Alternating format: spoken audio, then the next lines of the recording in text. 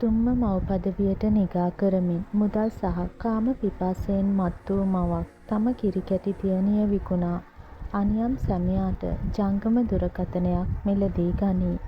රටම කම්පා කෙරූ සිදුවීමේ සියල්ල හෙළි වෙයි.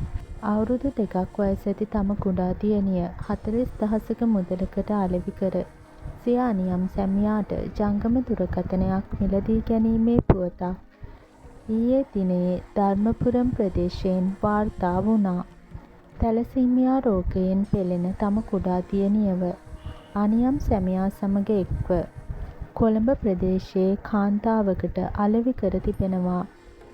සිය වැඩිමහල් දියණියගේ ප්‍රතිකාර කටයුතු සඳහා මුදල් සොයා ගැනීමට බාල දියණිය විකුණූ බව සැකකාර මව් විසින් පාපොච්චාරණය කර තිබෙනවා.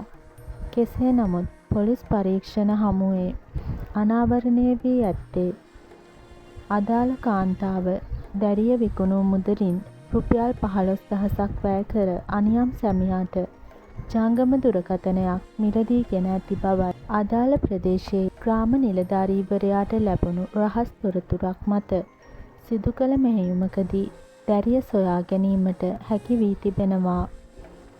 සිද්ධියට සම්බන්ධ සැකකරුවන් කිලිනොච්චි අධිකරණය මගින් මේ මස 29 වනදා තෙක් රිමාන්ඩ් ගත කර ඇති බවයි වැඩිදුරටත් වාර්තා වන්නේ.